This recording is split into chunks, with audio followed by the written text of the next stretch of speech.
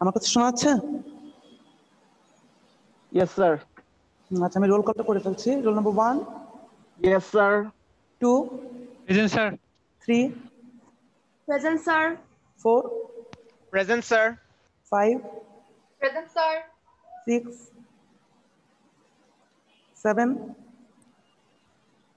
8, 9. Sir, roll 8 Yes, sir. present. Sir, roll Okay, 9 9. present. 9, Roll 9 10, present. Yes, sir. Roll 10. 11, 12, Sir, roll. Sir, 12. Yes, sir. 13, Present, sir. 14, 15, 16, Yes, sir. 17, Yes, sir. 18, 19, 20, Yes, sir. 21, Yes, sir. 22, Yes, sir. 23, Yes, sir. 24, Yes, sir. 25,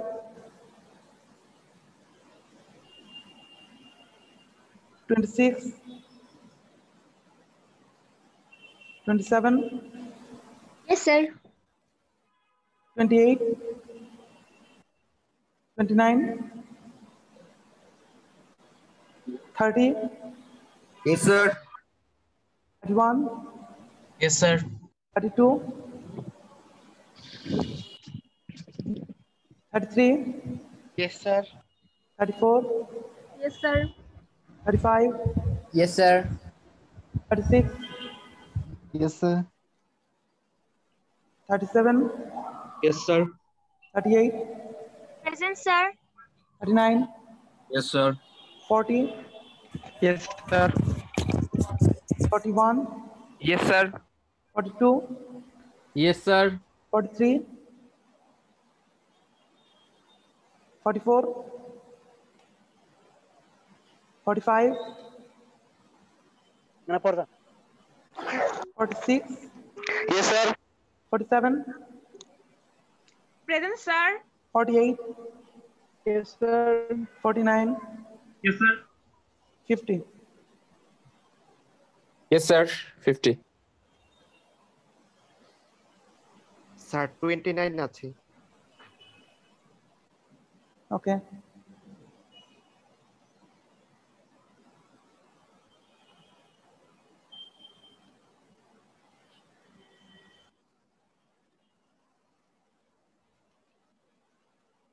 Roll 6, 7, 14, 15, 18, 19, 25, 26, 32, 43, 44, and 45. Sir 45 আছি। Hello hello sir 45 আছি। হ্যাঁ, ঠিক আছে। জি sir.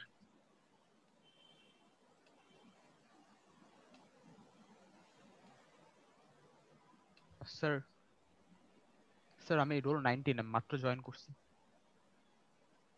Okay, thank you sir. আচ্ছা, আমি prefer করবো তোমাদের যাদের নেটওয়ার্ক বা নেটওয়ার্ক রিলেটেড প্রবলেম নাই তারা ক্লাসের সময় তোমাদের ক্যামেরা অন রাখবা। ঠিক আছে, আমি জাস্ট ট্র্যাক রাখবো। I just need that. যাদের নেটওয়ার্ক সমস্যা তাদের কথা আলাদা, আদারওয়াইজ বাকিরা ক্যামেরা অন রাখবা ক্লাসে। আমি অ্যাটেন্ডেন্সের পাশাপাশি এটা ট্র্যাক রাখবো থ্রু আউট দ্য কোর্স।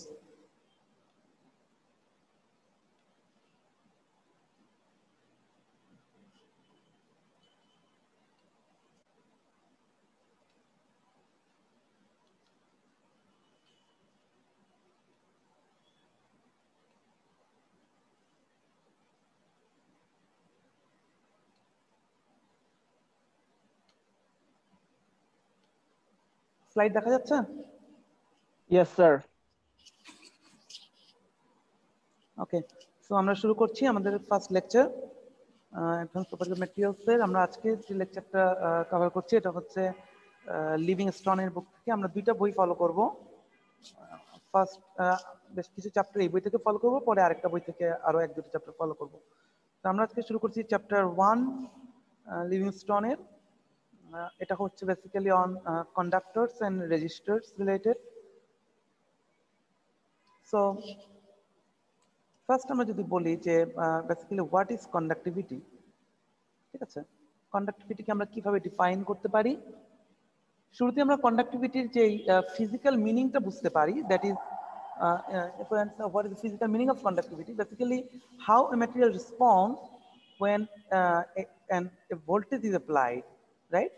আমরা যখন একটা ইলেকট্রিক ভোল্টেজ অ্যাপ্লাই করব, ইলেকট্রিক ফিল্ড অ্যাপ্লাই করব, তখন একটা ম্যাটেরিয়াল কিভাবে রেসপন্স করছে সেটা কি আমরা আসলে কোয়ান্টিটেটিভলি মেজার করি তার কন্ডাক্টিভিটি দিয়ে, ঠিক আছে?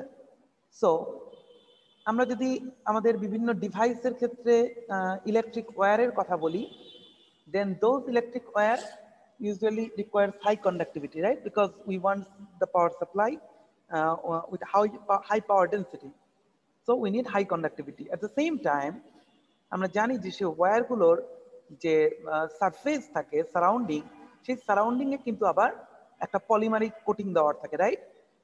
সেই পলিমারিক কোটিং এর কিন্তু আবার কন্ডাক্টিভিটি থাকে অনেক কম এবং ইনসুলেশন থাকে high.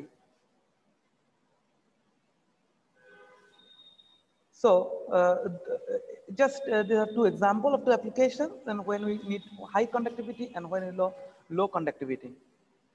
So usually when a voltage is applied, electric field is applied, that field creates a voltage that results in a current flow, right? So say for example, I is the current, and then we know all the Ohm's law are equal to V by I or V equal I or whatever. So basically this law states that the ratio of voltage to current is constant, right? So that is the Ohm's law. আমরা সবসময় জানি যে কোন একটা কন্ডাক্টরের ক্ষেত্রে voltage হচ্ছে কারেন্টের proportional. That means আমি যদি একটা আইভি কার্ভ প্লট করি তাহলে সেটার শেপ কি হবে বলো তো? আইভি কার্ভ প্লট করলে origin going straight line. Right. So আমি যদি এক্স এক্সে ভি রাখি, ওয়াই এক্সে আই রাখি, তাহলে অবশ্যই এটা স্ট্রেট লাইন হবে। Now the question is, any good conductor that follows Ohm's law, for example copper, আমি ধরে নিলাম কপার ওহমস ল ফলো করে, অথবা টাংস্টেন ওহমস ল ফলো করে। এখন এইরকম একটা ওয়্যারের ভেতর দিয়ে আমি যদি ভোল্টেজ বাড়াতেই থাকি তাহলে কতক্ষণ পর্যন্ত এই লাইনটা স্ট্রেট লাইন থাকবে? দ্যাটস দ্য কোশ্চেন, ঠিক আছে? সো বেসিক্যালি যেটা হয় যে আসলে আমরা যদি ভোল্টেজ অ্যাপ্লাই করতে থাকি তাহলে এটা অলওয়েজ আসলে কনস্ট্যান্ট থাকবে না। কোনো আইডিয়া আছে কি কারণে থাকবে না? ম্যাটেরিয়াল কিন্তু ওহমস ল ফলো করবে। Copper is a good conductor which strongly follows Ohm's law, but still দেখা যাবে যে কোনো একটা ভোল্টেজের পরে গিয়ে সে আর কারেন্টকে প্যারালাল রাখতে পারছে না। কি কারণে সেটা হতে পারে বলতে পারবা? কোনো আইডিয়া? হয়তো স্যার কলিশনের প্রপার্টি অনেক বেশি চেঞ্জ হয়ে গেছে বা ম্যাটেরিয়ালের মধ্যে এর মধ্যে কোনো ইরিভার্সিবল চেঞ্জ এসেছে, এরকম কোনো কারণে? কলিশনটাই বেসিক্যালি হচ্ছে বেসিক রিজন। কলিশনটা হচ্ছে বেসিক রিজন যে কারণে এটা হচ্ছে। আর এই রিজনের ফলে যে আউটপুটটা আসছে, যে আউটপুটটা বেসিক্যালি এই প্রপার্টিটাকে মডুলেট করছে, সেটা হচ্ছে হিট। কলিশনের কারণে যখন এক্সেসিভ হিট জেনারেট করে, ম্যাটেরিয়ালের টেম্পারেচার রাইজ করতে থাকে, তখন কিন্তু আমাদের ভোল্টেজ কারেন্টের এই রেশিওটা মেনটেন করতে পারে না। বোঝা গেছে? তো রুট কজ হচ্ছে আমাদের এই হিটটা। তার মানে যখনই আমরা কারেন্ট বাড়াতে থাকি, সরি ভোল্টেজ বাড়াতে থাকি, ইলেকট্রিসিটি বাড়তে থাকবে এবং ম্যাটেরিয়ালের টেম্পারেচার বাড়তে থাকবে। সো ম্যাটেরিয়ালের টেম্পারেচার বাড়তে থাকলে একটা সময় গিয়ে আমরা দেখতে পাবো যে ওহমস ল ফলো করছে না। তো এটা আমাদের জানা থাকলো যে ওহমস ল কিন্তু টেম্পারেচার ডিপেন্ডেন্ট। হাই টেম্পারেচারে ওহমস ল ফলো নাও হতে পারে, বাট এটাকে আমরা ওহমস ল এর ভেরিয়েন্ট বলবো না। আমরা বলবো না যে ম্যাটেরিয়ালটা ওহমস ল ফলো করছে না, ম্যাটেরিয়ালটা ওহমস ল ফলো করছে, বাট এটা হচ্ছে একটা ভেরিয়েবল কন্ডিশন, যেটা সবসময় মাথায় রাখতে হবে যে অনেক বেশি টেম্পারেচার রাইজ করে গেলে কিন্তু আমাদের ওহমস লটা ফলো করবে না, ঠিক আছে? নাও যদি আমরা, যেমন এখানে বলা হচ্ছে ফিলামেন্টের কথা, ফিলামেন্ট কি করে বলতো? ফিলামেন্টে আমরা যখন কারেন্ট দেই, ভোল্টেজ দেই, কারেন্ট আসে এবং হিট জেনারেট করে, এত হিট জেনারেট করে যে একসময় সেখান থেকে আমরা লাইট পাই, তাই? এটা লাইট ফিলামেন্টের কথা বলা হচ্ছে। এবং সেখানে একটা সার্টেন টাইমের পরে কিন্তু আমাদের এই ইফেক্ট অফ টেম্পারেচার, যেটা যেহেতু প্রচুর হিট জেনারেট করে লাইট দিচ্ছে ফিলামেন্ট বাল্বের মধ্যে, সেখানে কিন্তু ওহমস লটা ব্রেক করে যায়। সো অলওয়েজ টেম্পারেচার একটা ইফেক্ট থাকবে। এখন আমরা বলতে চাচ্ছি যে যদি টেম্পারেচার ইফেক্ট বাদ দিই আমরা, তাহলেও কি সব ম্যাটেরিয়াল ওহমস ল ফলো করে? সব সময় সব কন্ডিশনে ওহমস ল ফলো করবে না। আমরা যদি স্টিল বলি যে material violate Ohm's law even if temperature remains constant, তো এতক্ষণ যেটা বললাম সেটা ওহমস লর ভায়োলেশন না, সেটা ওহমস ল একটা লিমিটেশন। টেম্পারেচারের পরে গিয়ে হাই টেম্পারেচারে গিয়ে ওহমস লটা হয়তো কাজ করবে না। আমরা যেখানে বলছি যে দেখো resistance V by I will decrease because the temperature of the filament will decrease, এটা হচ্ছে লো টেম্পারেচারের কথা বলছে। যদি হাই টেম্পারেচারে যাও, আমাদের হাই টেম্পারেচারে গেলে মেটালে কি হয় বলতো, কন্ডাক্টিভিটি বাড়ে না কমে? ভেরি হাই টেম্পারেচারে কমে। কমে। আমরা সবসময় পড়ে আসছি ছোটবেলায় যে ইলেকট্রনিক কলিশনের কারণে এটা হয়, রাইট? Yes, তাই sir. না, ইলেকট্রনিক। তাহলে এখানে দেখো বলছে resistance will decrease because the temperature of the filament will decrease. এটা টেম্পারেচার ডিক্রিজের কথা বলা হচ্ছে। তো টেম্পারেচার যদি ইনক্রিজ করি তাহলে কি হবে, রেজিস্ট্যান্স উইল ইনক্রিজ। তাহলে দেখো আমরা বলি যে টেম্পারেচার বাড়লে রেজিস্ট্যান্স বাড়ে, এই বিষয়টা কিন্তু হাই টেম্পারেচারের ক্ষেত্রে ভ্যালিড। কারণ জেনারেলি টেম্পারেচার বাড়লেই রেজিস্ট্যান্স বাড়বে না কোনো ম্যাটেরিয়ালের। It should not increase because Ohm's law বলে যে V by I is constant ম্যাটেরিয়ালের। বাট হ্যাঁ, এটা বাড়তে পারে যদি টেম্পারেচারটা ওই ম্যাটেরিয়ালের তুলনায় এতটাই বেড়ে যায় যে ইলেকট্রন কলিশনটা প্রমিনেন্ট হয়ে যায়। বিকজ আমরা জানি ফ্রি ইলেকট্রনের যখন কলিশন হবে তখন কিন্তু আমাদের এটা কিন্তু সেমিকন্ডাক্টরের চেয়ে ডিফারেন্ট, রাইট? হ্যাঁ, তো এখানে কি হচ্ছে আমাদের তখন রেজিস্ট্যান্সটা ড্রপ করে যাচ্ছে। এখন বলছে যে temperature constant, but still possible যে কিছু কিছু ম্যাটেরিয়াল ওহমস ল ফলো করবে না। সেগুলোকে আমরা নর্মালি বলি যে নন ওহমিক ম্যাটেরিয়াল। এই ম্যাটেরিয়ালগুলো ওহমস ল ফলো করে না। সো এই ধরনের কিছু ম্যাটেরিয়াল আছে। আরেকটা বিষয় আমরা বলবো সেটা হচ্ছে যে ওহমস ল কারেন্ট ডিরেকশনের উপর ডিপেন্ড করে। কারেন্ট ডিরেকশন বলতে কি বোঝায়? তোমরা অলরেডি ইলেকট্রিক্যাল একটা কোর্স করেছো, সেখানে এসি কারেন্টের বিভিন্ন রকম সাইকেল দেখেছো, তাই না? মোস্ট প্রবাবলি, অথবা 1-2 তে আছে, আমার ঠিক মনে নাই, ইলেকট্রনিক্সের করছে। তো বিভিন্ন রকম পালস আছে। What ever the pulse is, সেটা একটা ভেক্টর, এবং সেই ভেক্টর ডিরেকশন চেঞ্জ করে। এবং ওহমস ল থেকে দেখা যায় যে একটা ম্যাটেরিয়ালের ভেতর দিয়ে যখন কারেন্ট ফ্লো করছে, if you alternate the direction of the current, the resistance can vary. দেখা যেতে পারে একটা ম্যাটেরিয়াল একটা ওয়ের কারেন্টকে ইজিলি লো রেজিস্ট্যান্স অফার করছে, কিন্তু অন্যদিকের কারেন্টকে সে হাই রেজিস্ট্যান্স অফার করছে। বোঝা গেছে?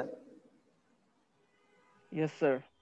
সো আমরা এখানে এই জিনিসটা আগেই বলছি যে রেকটিফায়ারের কথা বলা হচ্ছে। দেখো, rectifier different resistance if the direction of the current is reversed and can thereby convert AC to DC. তো কিছু কিছু ম্যাটেরিয়াল থাকে এরা কারেন্টের ডিরেকশন চেঞ্জ হলে ডিফারেন্ট রেজিস্ট্যান্স অফার করে। এই ধরনের ম্যাটেরিয়াল দিয়ে আমরা রেকটিফায়ার হিসেবে ইউজ করি। তুমি যখন এসি কারেন্ট দিবা, সে একটা ডিরেকশনে কারেন্টকে ফ্লো করতে দিবে আর একটা ডিরেকশনকে বাধা দিবে, ফলে পালসের একটা সাইড নাই হয়ে যাবে, অল্টারনেটিং কারেন্ট থেকে ডিসি কারেন্ট তৈরি হবে। সো এটা একটা ওহমস ল এর নন ওহমিক ম্যাটেরিয়াল, কিন্তু সেটাকে ইউটিলাইজ করে আমরা এসি কারেন্টকে ডিসি কারেন্ট করতে পারি। আমরা জানি যে এটা আমাদের দরকার, রাইট? বিভিন্ন ট্রান্সফর্মার জানি, বিভিন্ন ইকুইপমেন্ট ডিভাইসে আমাদের কাজটা করতে হয়। স্যার একটা কোশ্চেন ছিল। বলো। স্যার এই যে রেকটিফায়ারে তো আমরা ডায়োডস ইউজ করছি, মানে একদিকে অ্যালাউ করার জন্য আরেকদিকে না। তো স্যার আমরা ডায়োডকে তো নরমালি একটা ডিভাইস হিসেবে ক্লাসিফাই করি, মানে আমার কোশ্চেন হচ্ছে ডিভাইস আর মেটেরিয়ালের মধ্যে লাইনটা আসলে কোথায় টানবো? বিকজ আমরা যদি বলি যে এটা একটা মেটেরিয়াল, বাট এটা আসলে মানে made up of multiple materials, যেখানে একটা মেটেরিয়াল এক রকমের ডোপিং আছে, আরেকটা তার এক রকমের ডোপিং আছে। তো সেটাকে আমি ডিভাইস বলবো না মেটেরিয়াল বলবো, বা লাইনটা আসলে কোথায়? ফার্স্ট থিং হচ্ছে আমি ডিভাইসের ডিজাইন সম্পর্কে আমার খুব ভালো আইডিয়া নাই, হ্যাঁ, বাট আমি আমার যতটুকু ম্যাটেরিয়াল সেট থেকে বলছি সেটা হলো যে তুমি দুই ভাবে কাজটা করতে পারো। একটা যদি হয় যে আমি ডিজাইন করতে চাচ্ছি এভাবে গেটটাকে, যে আমি ডিরেকশন চেঞ্জ করলে আমার ডিভাইস সে কারেন্টটাকে পাস করতে দিবে না, সেটাকে ব্লক করে দিবে, হ্যাঁ, মানে সার্কিটের মাধ্যমে আমি সার্কিট ব্লক করে দিব। That is one thing. সেটা তুমি ডিভাইস ডিজাইনের মাধ্যমে করতে পারো, ঠিক আছে, বায়াস করে বা কোনোভাবে। যে ওখানেও বেসিক্যালি একই কাজই করা হয়, ওখানেও দেখবে একই কাজই করা হয় ডায়োডগুলোতে, যে যখন তোমার রিভার্স হয়ে যাচ্ছে তখন দেখবে যে ওই গেট থিকনেসটা এটা বেড়ে যাচ্ছে, রেজিস্ট্যান্সটা বেড়ে যাচ্ছে। তো ওই জায়গাটা যে বেড়ে যাচ্ছে, কেন বেড়ে যায়? ওখানে কিন্তু আমরা একটা সার্টেন জিনিস দিয়ে ডোপিং করি অনেক সময়, ওই অংশটুকুতে ডোপিং করে আমরা রেজিস্ট্যান্স বাড়াচ্ছি। তো এখানে ওই ম্যাটেরিয়ালগুলোর কথা বলা হচ্ছে, তুমি যেই ম্যাটেরিয়ালটা দিয়ে ওই ডিভাইসের ওই রিজিয়নটা তৈরি করছো, ওই রিজিয়নের ম্যাটেরিয়াল ওহমিক ল ফলো করবে না, ওই রিজিয়নের ম্যাটেরিয়ালটা ওহমিক ল ফলো করবে না। যদি ওই জায়গার ম্যাটেরিয়ালটা যদি ওহমিক ল ফলোই করে, সেটা যেভাবেই তৈরি হোক, পিওর ম্যাটেরিয়াল, সেটা বিভিন্ন রকম ডোপ হোক বা যেভাবেই হোক, ম্যাটেরিয়াল মডিফাই করে যদি করো, তাহলে অবভিয়াসলি সেটা ওহমিক ল ফলো করে না। কারণ ওহমিক ল ফলো করলে সে এসি কারেন্টকে অবশ্যই যেতে দিবে। সে একটা ডিরেকশনকে যেতে দিচ্ছে না, মানে হচ্ছে সে একটা ডিরেকশনে লো হাই রেজিস্ট্যান্স অফার করছে। তো অবশ্যই এটা ম্যাটেরিয়াল প্রপার্টি, এটা ম্যাটেরিয়াল প্রপার্টি। তার মানে তুমি ডায়োডের যে জায়গাটা, এখন তুমি যদি কোনোভাবে ম্যানুয়াল সুইচিং অফার করো, ম্যানুয়াল সুইচিং, যে ডিরেকশন চেঞ্জ হলে সুইচটা অফ করে দিবে, that is different case. But তুমি যদি ডোপিং বা কোনো কিছুর মাধ্যমে ওই গেট ভোল্টেজকে বাড়িয়ে দাও, যে যখনই তোমার বাধা আসবে আমি রেজিস্ট্যান্স বাড়িয়ে দেবো যাতে করে কারেন্টটা ফ্লো না করে, তাহলে অবশ্যই সেটা রেকটিফায়ার হিসেবে কাজ করবে এবং ওই ম্যাটেরিয়ালটা তখন ওহমিক ল ফলো করবে না। আরেকটা জিনিস হচ্ছে ভ্যারিস্টর। ভ্যারিস্টর বলতে কি বোঝায়? Variable register. ভেরিয়েবল রেজিস্টারের কাজটা হচ্ছে সেম জিনিস, যেটা আমরা বললাম যে ভোল্টেজ যখন বাড়াতে থাকি একটা পর্যায়ে দেখা যায় কি আমাদের রেজিস্ট্যান্স কনস্ট্যান্ট থাকছে না। কিছু কিছু ম্যাটেরিয়াল ভেরি হাই ভোল্টেজে গিয়ে যখন খুব হাই ভোল্টেজে যায় তখন তোমার রেজিস্ট্যান্সটা খুব র্যাপিডলি ড্রপ করে। আমরা কিন্তু জানি নর্মাল সময় কি হয়, নর্মাল সময়ে তুমি যখন ভোল্টেজ বাড়াতে থাকবা কারেন্ট ফ্লো বাড়বে, টেম্পারেচার বাড়বে, রেজিস্ট্যান্স কি বাড়বে না কমবে? বাড়বে। ওহমিক ল যখন ব্রেক করা শুরু করে। কিন্তু কিন্তু কিছু কিছু আমি ব্র্যাকেটে লিখে দিয়েছি সিরামিক, কিছু সিরামিক ম্যাটেরিয়াল আছে, এই ধরনের ম্যাটেরিয়াল ক্ষেত্রে আমরা দেখতে পাই যে হাই ভোল্টেজে গিয়ে তোমার রেজিস্ট্যান্স ড্রপ করে যায়, ঠিক আছে, মানে খুব হাই ফ্লো কারেন্ট পাই। এই ধরনের ম্যাটেরিয়ালগুলোকে আমরা কিন্তু লাইটনিং প্রোটেক্টর হিসেবে ইউজ করি, বুঝতে গেছে? কারণ আমরা জানি যে লাইটিং এর সময় যখন কোথাও পড়ে তখন হিউজ কারেন্টে আমাদের যে আমার আর্থিং যদি ভালো সেটআপ না থাকে বা আর্থিং ম্যাটেরিয়ালের ক্ষেত্রে বলতে পারো তুমি ভ্যারিস্টর টাইপ ইউজ করতে পারো, যে যদি হাই ভোল্টেজ আসে সাথে সাথে সে হাই কারেন্ট ফ্লো দিবে, দিয়ে তোমার ইকুইপমেন্ট গুলোকে বা ল্যাবকে সেভ করবে ভ্যারিস্টর গুলো। তো আমরা দেখতে পাচ্ছি তাহলে ওহমস ল হচ্ছে বলছে রেজিস্ট্যান্স কনস্ট্যান্ট থাকবে। আমরা একটা লিমিটেশন বা ভেরিয়েশন দেখছি যে টেম্পারেচার রাইজ করতে পারে হাই ভোল্টেজে, তখন আমাদের ওহমিক ল ফলো করবে না। আর আমরা এর ভেরিয়েশন পাচ্ছি কিছু নন ওহমিক ম্যাটেরিয়াল যাদের ক্ষেত্রে আমরা দেখছি যে যেমন ডিরেকশনের উপর বেস করে তারা ডিফারেন্ট রেজিস্ট্যান্স অফার করতে পারে। আবার দেখতে পাচ্ছি কিছু ম্যাটেরিয়াল ভ্যারিস্টর যারা হাই ভোল্টেজকে কমপ্লিট অপোজিট একটা প্রপার্টি শো করছে, রেজিস্ট্যান্স ড্রপ করে যাচ্ছে, এদেরকে বলা হচ্ছে ভ্যারিস্টর। তো এই জাতীয় ম্যাটেরিয়াল গুলো, but most of the material যারা ওহমিক ল ফলো করে তাহলে আমরা বলতে পারি যে তারা অ্যাটলিস্ট একটা লিমিটেড রেঞ্জ কারেন্টের জন্য ওহমিক ল ফলো করবে, হতে পারে হাই কারেন্টের জন্য না, কারণ হাই কারেন্টে সবার ক্ষেত্রে টেম্পারেচার রাইজ করে যাবে, কারেন্ট ডেন্সিটি অনেক বেড়ে যাবে। আর আমরা জানি যে কারেন্ট ডেন্সিটি যদি বেড়ে যায় তাহলে কি হয়? কারেন্ট ডেন্সিটি বেড়ে গেলে হিট জেনারেট করে, হিট জেনারেট করলে আমাদের ইকুইপমেন্টের বা ডিভাইসের এফিসিয়েন্সি কমে যায়। আমাদের বেশ কিছু ছোট যে ডিভাইস গুলো মোবাইল বা এই জাতীয় ডিভাইস গুলো যেগুলো হাই পাওয়ার ডেন্সিটি মোবাইল, প্রচুর ডিভাইস সেন্সর কাজ করছে একসাথে, সেখানে যখন কন্ডাক্টিভিটি বেড়ে যায় তখনই এই হিট জেনারেট করে, তখন আমাদের ডিভাইস হ্যাং করে যাচ্ছে বা স্লো হয়ে যাচ্ছে, হিট জেনারেট করছে, তাই না? এই প্রবলেমগুলো তখন অ্যারাইজ করছে। সো ওহমস ল এটাকে আমরা বলি যে ওহমস লটাতে তাহলে আমরা কি পাচ্ছি? রেজিস্ট্যান্স আর পাচ্ছি। এখন তোমরা দেখবা যে তোমাদের বইতে বলা হচ্ছে যে now we need to convert the electrician's Ohm's law to scientist Ohm's law. Why you say that? Electrician's Ohm's law হচ্ছে V equal to IR because they deal with voltage, current and resistance, but আমরা কিন্তু voltage current resistance নিয়ে deal করছি না সরাসরি, আমরা deal করছি material property নিয়ে, রাইট? আমরা বুঝতে চাই না যে আমি কোন ভোল্টেজ দিনে কোন কারেন্ট যাচ্ছে, আমি যেটা বুঝতে চাচ্ছি সেটা হচ্ছে ম্যাটেরিয়ালের ভেতরে কি ধরনের প্রপার্টি কাজ করছে সেটা আমরা বুঝতে চাই। তখনই আমরা বলি যে ওহমস লটাকে আমরা একটু ভ্যারি করব, মডিফাই করব, মডিফাই করে আমরা এটাকে সায়েন্টিস্ট লতে কনভার্ট করব। কিভাবে করব দেখো, আমরা বলতে পারি R is proportional to L, এটা আমরা আগে থেকে জানি যে R is proportional to L এবং R is proportional to 1/A, এটা আগে ছিল। দ্যাট মিন্স এটা এটা এটা কি আমি পুরোটা মানে কনভার্ট করেছি এখানে? এক মিনিট, নিচে আছে মনে হয়, হ্যাঁ এই যে। So R equal to rho L by A, তাই না? সো R equal to যদি rho L by A হয় তাহলে আমরা R এর ভ্যালুটা এখন বসায় দিতে পারি ইকুয়েশনে। So V equal to IR এর জায়গায় এখন কি হবে? V equal to I rho L by A, L constant, A constant, এখন আমরা রো পেয়ে যাচ্ছি। তাহলে এই ফর্মুলা চেঞ্জের কারণে কি সুবিধা হলো আমাদের? ম্যাটেরিয়াল প্রপার্টি পেলাম। ম্যাটেরিয়াল প্রপার্টি পেলাম, তার মানে এখন যদি রেজিস্ট্যান্স চেঞ্জ হয় আমরা ইন টার্ম অফ ম্যাটেরিয়াল কথা বলতে পারবো। এতক্ষণ আমরা বলতে পারতাম শুধু ভোল্টেজ, কারেন্ট এবং রেজিস্ট্যান্স নিয়ে, সেটাকে আমরা ম্যাটেরিয়াল প্রপার্টিতে নিয়ে এসেছি। আমাদের নেক্সট টার্গেট হচ্ছে এই ম্যাটেরিয়াল প্রপার্টি রোকে কিভাবে অ্যাটমিক মুভমেন্টের সাথে রিলেট করে দেওয়া যায়।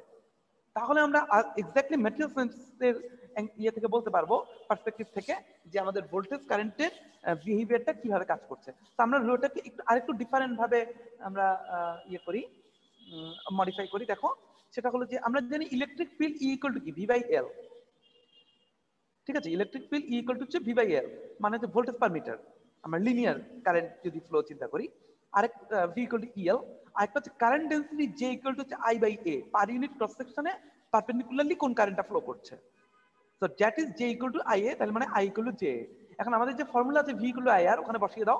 ভি ইকুয়াল টু হচ্ছে ইএল, এখান থেকে আসছে আই আর, আই সমান আসছে জে এ, আর আর সমান রো এল বাই এ। এই ভ্যালুগুলো যদি বসিয়ে দিই আমরা, তাহলে আমরা কি পাচ্ছি এখান থেকে দেখো, rho equal to E by J পাচ্ছি। সো আমরা ওমস ল থেকে আমরা সায়েন্টিস্ট ল ডিরাইভ করছি, that is rho equal to E by J is constant. That means কি E is proportional to J, right? E is proportional to J. আসলে J is proportional to E বলতে পারি, কিছু যায় আসে না, because 1 by rho হবে তখন আমার কনস্ট্যান্ট। ঠিক আছে? আচ্ছা, সো এখানে যেটা হচ্ছে, আমরা কাইনেটিক্স পড়াতে গেলে আসলে দেখাতাম তোমাদের, সবসময় মনে রাখবা যে ফোর্স সমান হচ্ছে ফোর্স না, এটা কি flux, flux proportional to potential. Field সমান হচ্ছে তোমার ফোর্স ইনটু ফ্লাক্স, ওভাবে আসছে আর কি এখানে। তো যখন আমি ই ফিল্ড দিব, একটা কনস্ট্যান্ট আসছে রো, তার সাথে আমার যে ফ্লাক্স আসছে, এবং বুঝতে পারছো যে আমি যদি যত ফিল্ড বাড়াতে থাকবো আমার কারেন্টের ফ্লাক্স বাড়বে। তাহলে ওহমস লটাকে আমরা এভাবে বলতে পারি, যারা ইলেকট্রিশিয়ান তারা বলবে যে ভোল্টেজ বাড়ালে কারেন্ট বাড়ে। আর আমরা কি বলবো, যদি আমি ইলেকট্রিক ফিল্ড বাড়াই, আমার যে ইলেকট্রনের ফ্লাক্স আছে, চার্জ ডেন্সিটি না, চার্জ ফ্লাক্সই বলতে হবে, পার ইউনিট এরিয়া পারপেন্ডিকুলারলি যে চার্জটা ফ্লো করছে সেই রেটটা কনস্ট্যান্ট। তাহলে এটাকে আমরা এখন বলবো আমাদের ল। এখানে আমরা বলছি ফিউ অ্যাডভান্টেজ আছে, বইয়ে লিখেছে this formula has several advantage. কি ধরনের অ্যাডভান্টেজ? অ্যাডভান্টেজ হচ্ছে এটা একটা ম্যাটেরিয়াল কনস্ট্যান্ট, এটা এখন independent of dimension, not like R. আরটাকে আমরা ডিরেক্ট স্টাডি করতে পারি না। আমরা যদি ওহমস ল থেকে বলি টেম্পারেচারের কারণে আর ভ্যারি করছে, আমাদের ক্লিয়ারলি দেখতে হবে কি কারণে ভ্যারি করছে, সেজন্য আমরা এখানে চলে আসছি। এটা ইউনিফর্ম, এন্ড মোস্ট ইম্পর্টেন্টলি যেটা আমরা বলবো, it is the ratio of vectors. It is the ratio of vectors E and J, and they are vectors with parallel and similar direction. যেই ডিরেকশনে তুমি যেই দিকে ভোল্টেজটা অ্যাপ্লাই করবা, ইলেকট্রিক ফিল্ড অ্যাপ্লাই করবা, সেই ডিরেকশনে কিন্তু তোমার চার্জ ফ্লো হবে, রাইট? Yes sir. এটাকে আমরা আরেকটু মডিফাই করতে পারি। কিভাবে দেখো, আমরা যদি সাইড চেঞ্জ করি, তাহলে হয় J equal to 1 by rho into E, তার মানে J equal to sigma E. That is our main form. এই ফর্মে কিন্তু আমরা কোনো না কোনো জায়গায় হয়তো তোমরা আগেও দেখেছো ইন্টারে বা কোথাও অন্য কোনো ফর্মে, এটাকে আমরা বলি কন্ডাক্টিভিটি অফ ম্যাটেরিয়াল। এখান থেকে আমাদের কন্ডাক্টিভিটির ডেফিনেশন আসছে। আমাদের কাইনেটিক্সের একটা কোর্স আমরা অফার করি অ্যাডভান্স লেভেলে মাস্টার্সে।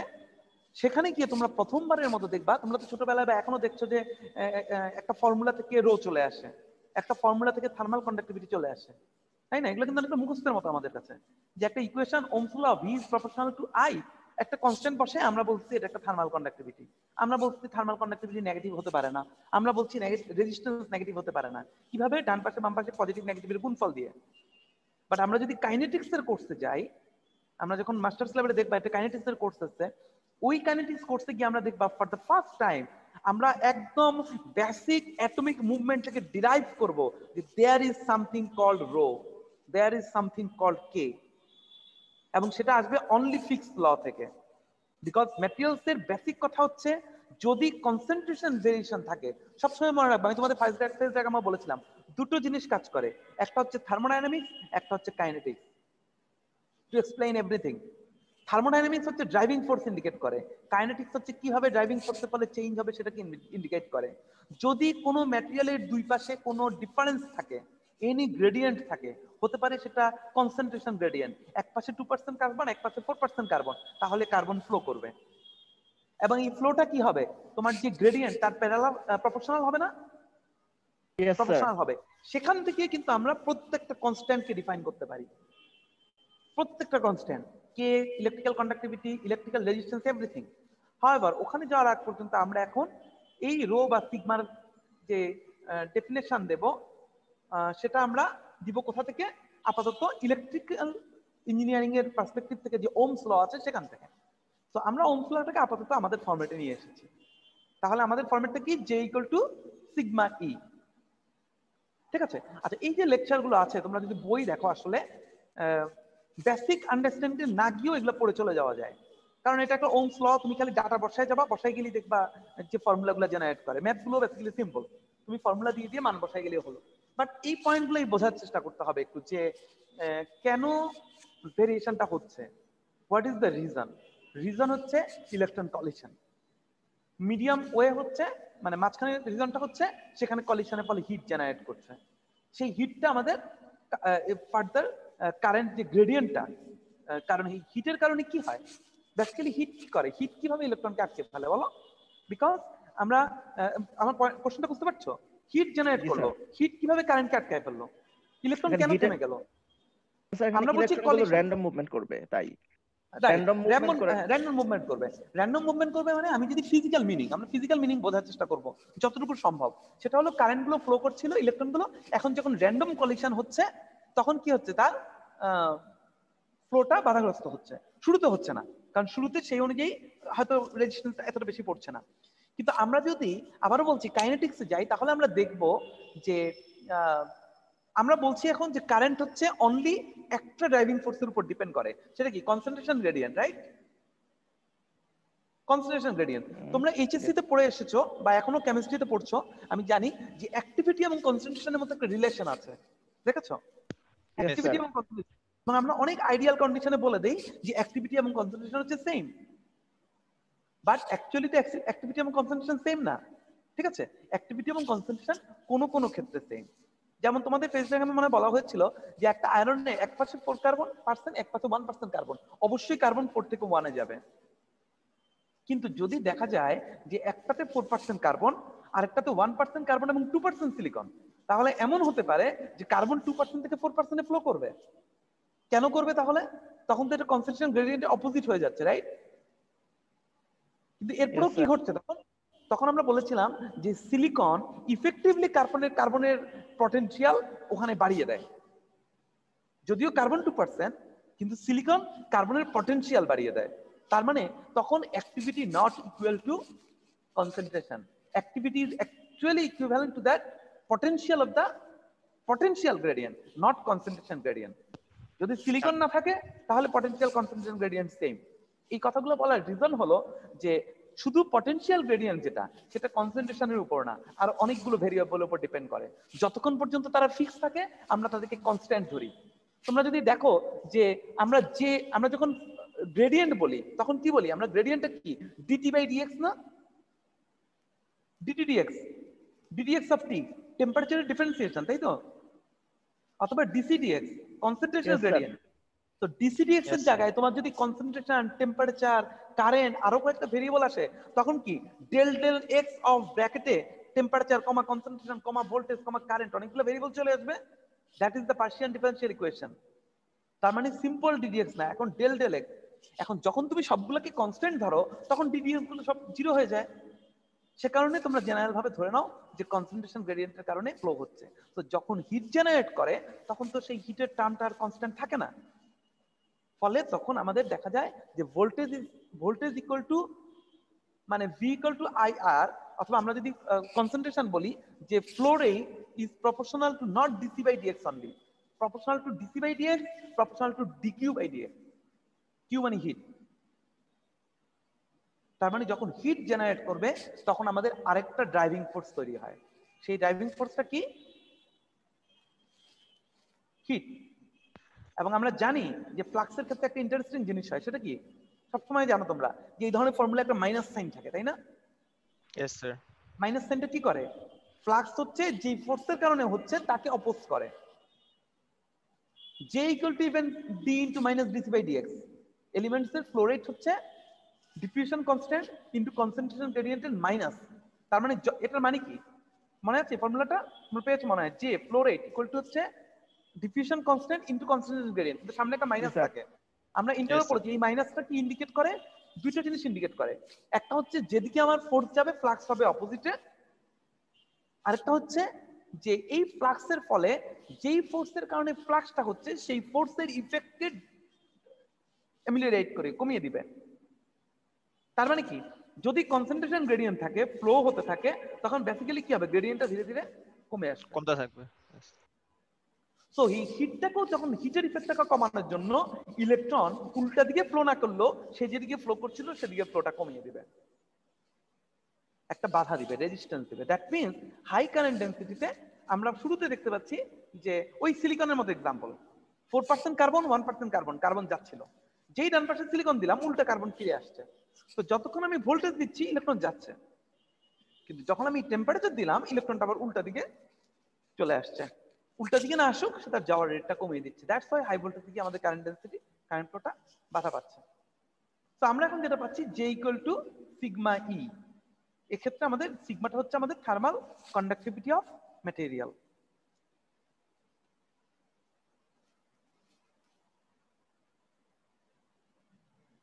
এখানে একটা ম্যাথ আছে, ম্যাথগুলো সিম্পল, আমি ম্যাথগুলো ভেতর দিয়ে যাচ্ছি না। এটা সিম্পল কিছু বলা আছে যে একটা ম্যাটেরিয়ালের রুম টেম্পারেচার কন্ডাক্টিভিটি দেওয়া আছে, ডায়ামিটার দেওয়া আছে, লেন্থ দেওয়া আছে, কারেন্ট বলা হচ্ছে 1.3 অ্যাম্পিয়ার মানে আই তোমাকে বের করতে বলছে। তো আমরা যে ফর্মুলাগুলো অ্যাপ্লাই করছি রো ইকুয়াল টু 1/σ সিম্পল, তারপর লেন্থ দেওয়া আছে এ বের করতে পারছি বাই ডি স্কয়ার বাই 4, আমরা রো আর বের করব rho L by A, voltage V equal to I R, E equal to V by L. So straight cut formula, ঠিক আছে? জাস্ট ফর্মুলাগুলো বসালে অঙ্কটা হয়ে যাচ্ছে।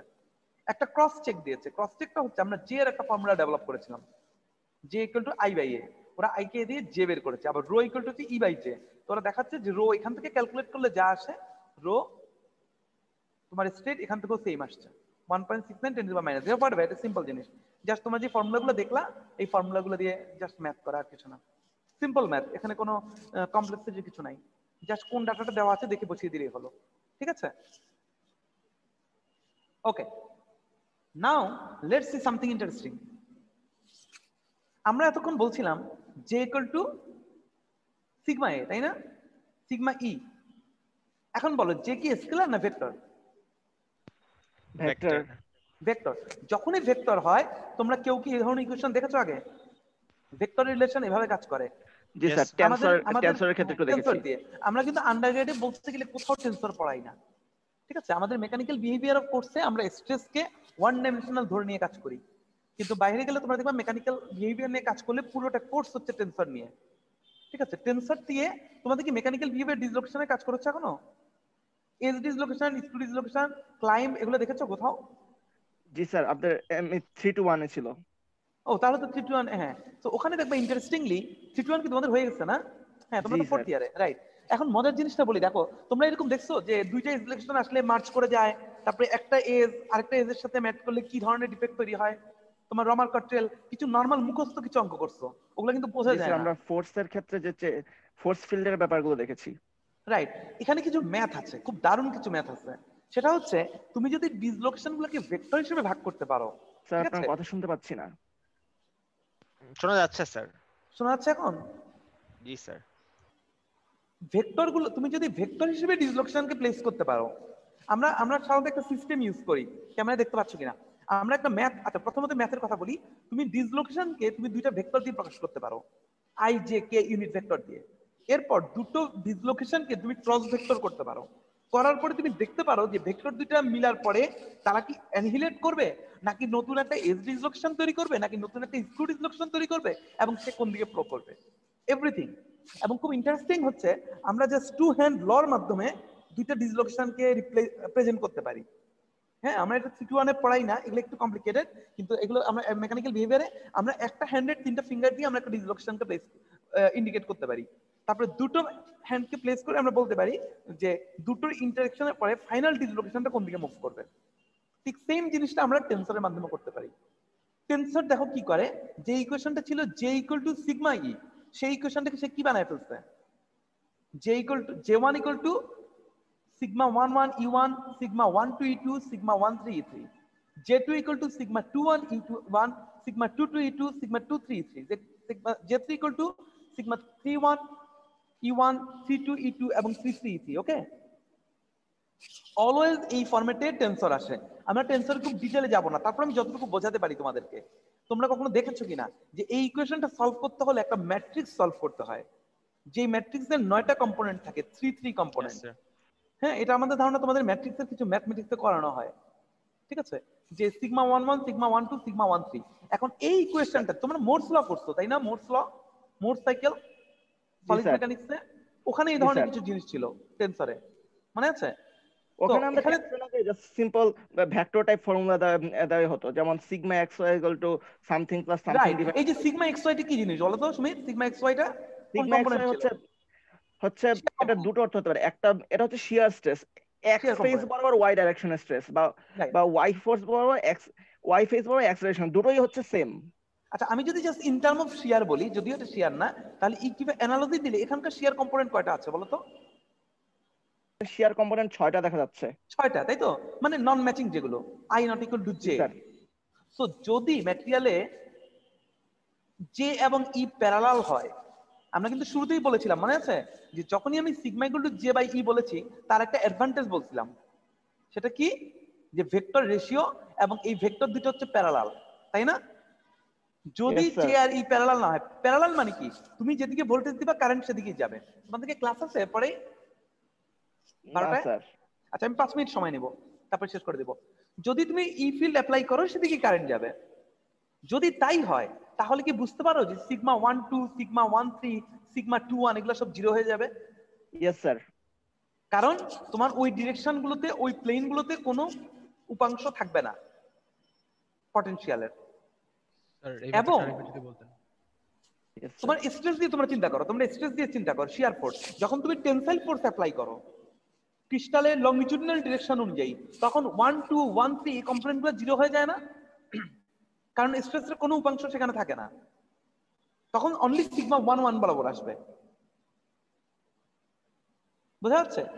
একটা ডিরেকশনে দিচ্ছ, কিন্তু যখন তুমি শিয়ার ফোর্স তৈরি করো তখন কি হয়? আমরা একদিকে ফোর্স দেই, এরপর তোমাদের ওই সলিড মেকানিক্সে মনে করতে হবে যে আমরা একটা ইয়া আঁকতাম, কি বলে, স্কয়ার আঁকতাম, এলিমেন্ট একটা, হ্যাঁ স্কয়ার ড্র করতাম। স্কয়ার ড্র করে আমরা দুই সারফেস দেখাতাম সিগমা 1 2 2 1 সিগমা 1 3 3 1।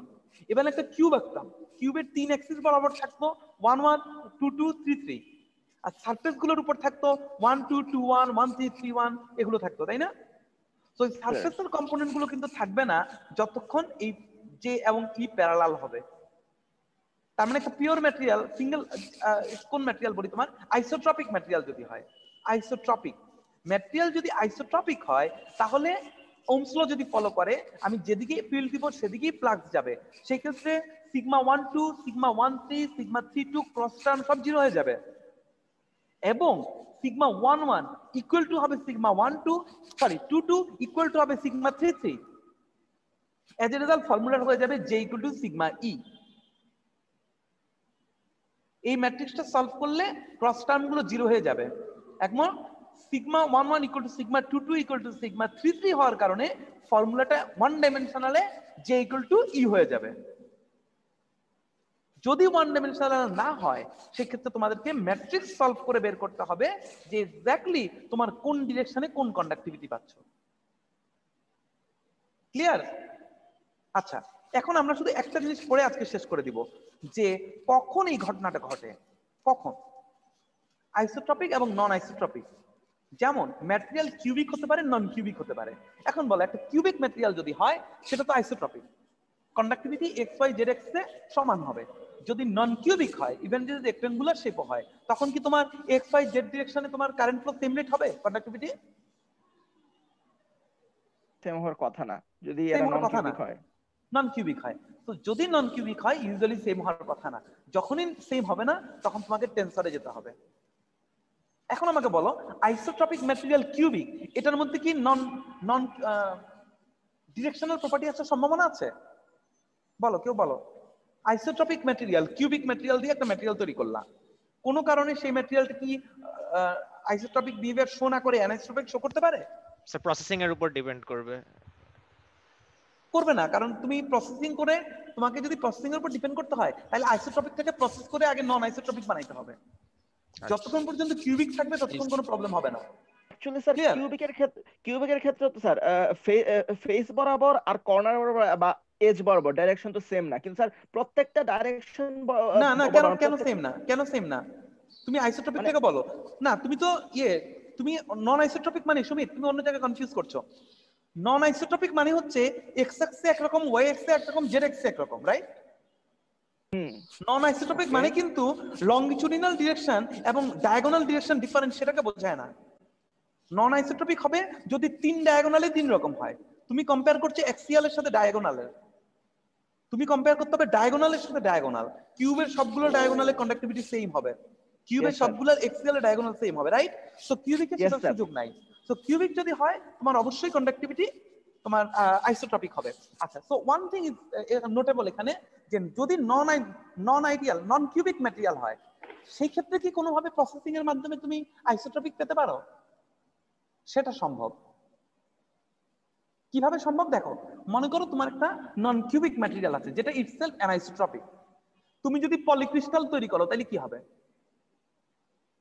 অ্যানাইসোট্রপিটা এভারেজ আউট হয়ে যাবে, আইসোট্রপিক হয়ে যাবে।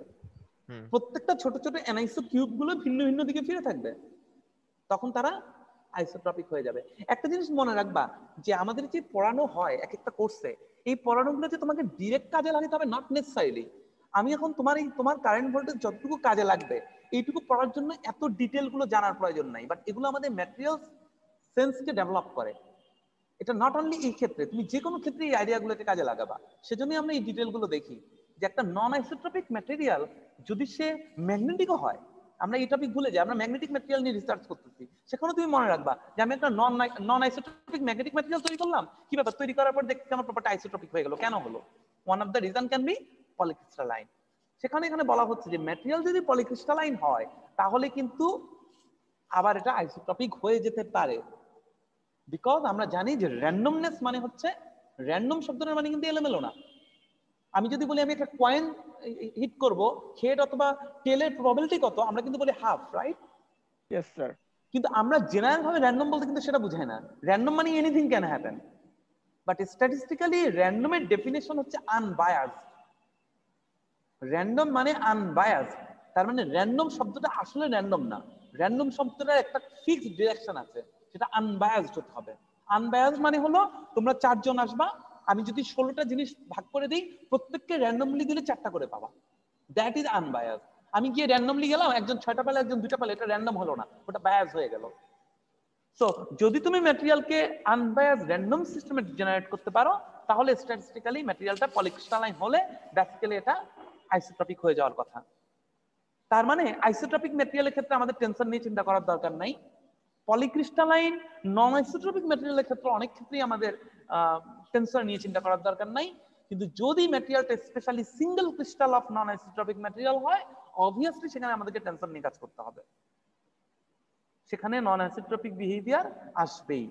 ইভেন পলিমারিক ম্যাটেরিয়ালের ক্ষেত্রে এই জিনিসটা খুব স্ট্রং, কারণ পলিমারিক ম্যাটেরিয়ালের চেইনগুলোর ওরিয়েন্টেশন কি থাকে, ডিরেকশনাল থাকে। তখন আমরা দেখতে পাই যে আমাদেরকে টেনসর নিয়ে কাজ করতে হবে। আমরা আজকে এ পর্যন্তই থাকবো, আগামী দিন আমরা এরপরে আবার আমরা এটা কিছু ম্যাথ দেখবো, এরপর অন্যদিকে চলে যাব। ঠিক আছে, এই পর্যন্তই। থ্যাংক ইউ সবাইকে। আসসালামু আলাইকুম। ওয়ালাইকুম আসসালাম।